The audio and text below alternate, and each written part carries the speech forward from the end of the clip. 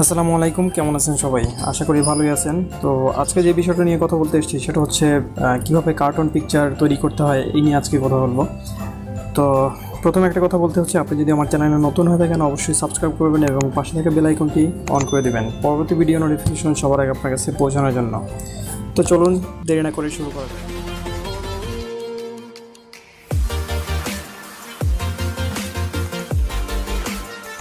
তো এর জন্য আপনাকে একটা অ্যাপ ইনস্টল করতে হবে যেটার নাম হচ্ছে পিক্সআর্ট। তো এটা ইনস্টল করার জন্য আপনাকে গুগল প্লে স্টোরে যেতে হবে। গুগল প্লে স্টোরে গিয়ে আপনারা সার্চ দিবেন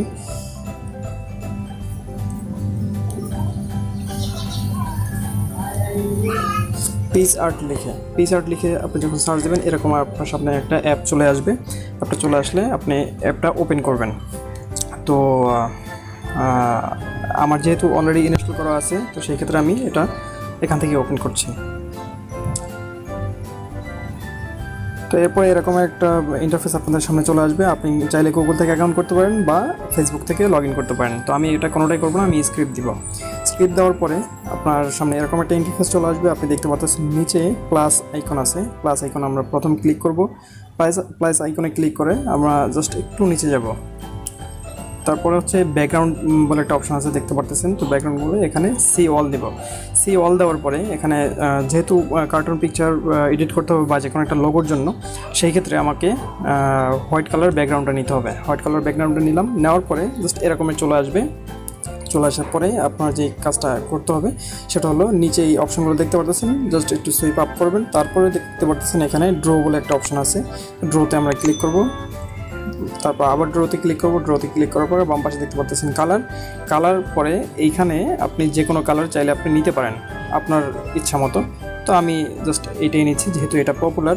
তো তারপরে আপনি দেখতে পাচ্ছেন এখানে এই একটা অপশন আছে, এই অপশনটা ক্লিক করবেন। ক্লিক করার পরে আপনি এখানে টোটাল ফিল দিয়ে দেবেন। ফিল দিয়ে আপনি এটা নেবেন। নেওয়ার পরে জাস্ট ওকে দিবেন। ওকে দেওয়ার পরে স্ক্রিনে হাত দিয়ে এভাবে টান দিবেন।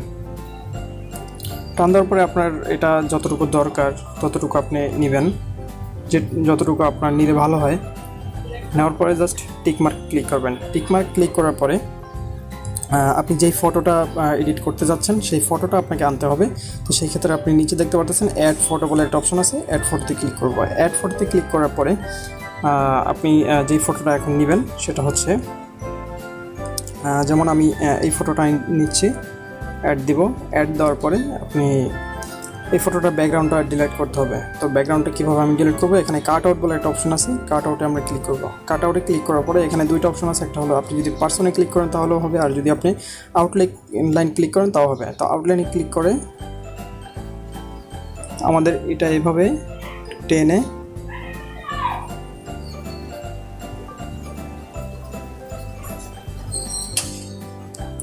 এভাবে নিতে হবে। নেওয়ার পরে জাস্ট নেক্সট অপশনে ক্লিক করতে হবে। নেক্সট অপশনে ক্লিক করার পরে জাস্ট এরকম চলে আসবে। তারপরে যতটুকু না আসে ততটুকু আপনাকে এখান থেকে ম্যানুয়ালি করে দিতে হবে।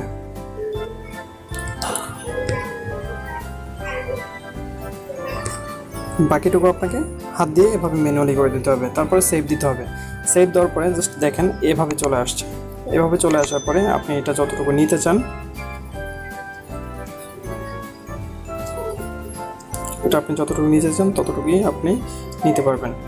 তো আমি এতটুকু নিলাম। এতটুকু নেওয়ার পরে নিচের ওভারলেটা কেটে দিতে হবে। উপরে একটা অপশন দেখতে পারতেছেন, এই অপশনটা ক্লিক করব। ক্লিক করার পরে এখান থেকে হাত দিয়ে এভাবে কেটে দিতে হবে।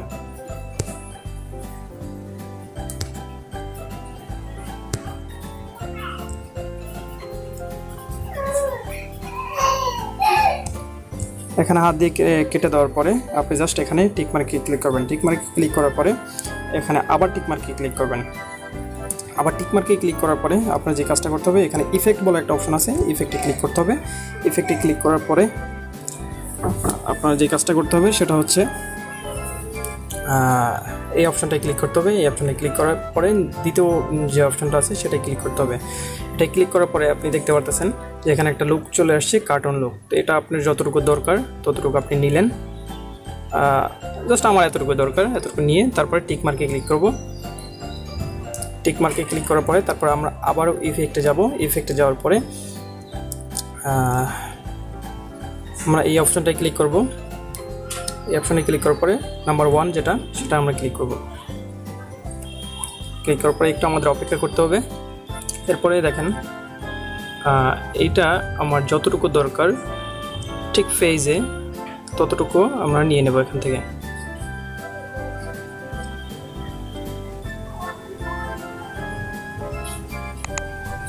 আচ্ছা, নিয়ে নিলাম। নিয়ে নেওয়ার পরে এখানে আপনি অবশ্যই ব্ল্যাক দিবেন, ব্ল্যাক দিলে সেটাই সুন্দর হবে।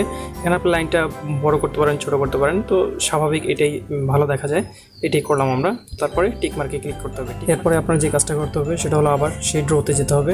ড্রোতে ক্লিক করলাম, ড্রোতে ক্লিক করার পর আবার ড্রোতে, তারপর হচ্ছে এটাই ক্লিক করবেন। এটা ক্লিক করার পরে জাস্ট ওকে দিবেন। ওকে দেওয়ার পরে বৃত্তাকার করে এটা এভাবে নিয়ে আসবেন। নিয়ে আসার পরে এটা এইভাবে সুন্দর করে বসিয়ে দিতে হবে। একটু সময় নিয়ে করতে হবে, তাহলে অবশ্যই খুব সুন্দর হবে। যেহেতু আমার টিউটোরিয়াল, যার কারণে আমি খুব দ্রুত করতেছি এবং খুব দ্রুত শেষ করতে চাচ্ছি, না হলে ভিডিওটা আসলে অনেক বেশি বড় হয়ে যাবে। আচ্ছা, এখানে দেওয়ার পরে তারপরে যে কাজটা করবেন সেটা হলো নিচে আপনি দেখতে পারতেছেন যে এই একটা অপশন আছে, এই অপশনটায় ক্লিক করবেন। ক্লিক করার পরে আপনি এই যে উপরে যেই ইয়াটা আছে এটা আপনার কেটে দিতে হবে। হাত দিয়ে এভাবে কেটে দিবেন। এটা কেটে না দিলে আসলে ছবিটা খুবই খারাপ দেখা যাবে। আমি হাত দিয়ে এটা কেটে দিলাম।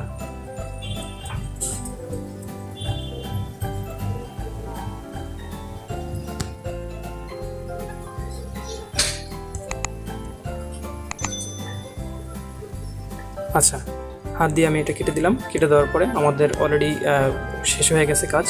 তো এটাই ছিল আজকে টিউটোরিয়াল। এরপরে যেটা করবেন, সেভ দিবেন কীভাবে, এখান থেকে টিক মার্কে ক্লিক করবেন। টিক মার্কে ক্লিক করার পরে এখান থেকে নেক্সটে ক্লিক করবেন।